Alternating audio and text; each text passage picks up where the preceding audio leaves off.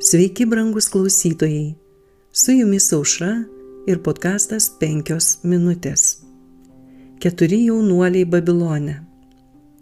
Šiems 4 vaikinams Viešpats suteikė visų raštų ir išminties pažinimą bei įgūdžius, o Danielius turėjo ir visokių regėjimų bei sapnų aiškinimo dovaną. Danieliaus 1 skyriaus 17 eilutė.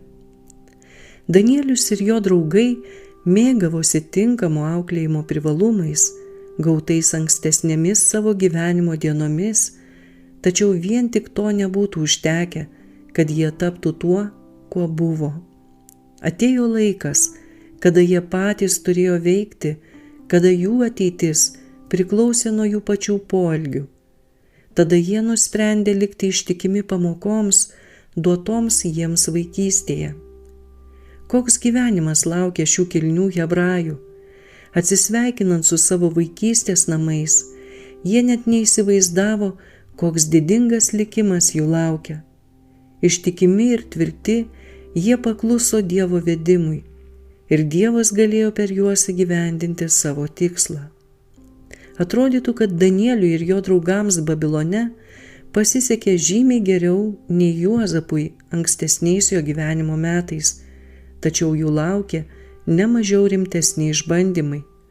Paimti iš gana kuklių savo namų Jude, šie karališkos giminės jaunuoliai buvo atvesti į vieną iš nuostabiausių miestų, apgyvendinti vieno didžiausio monarcho rūmuose ir išrinkti, kad būtų mokomi ypatingam tarnavimui karaliui.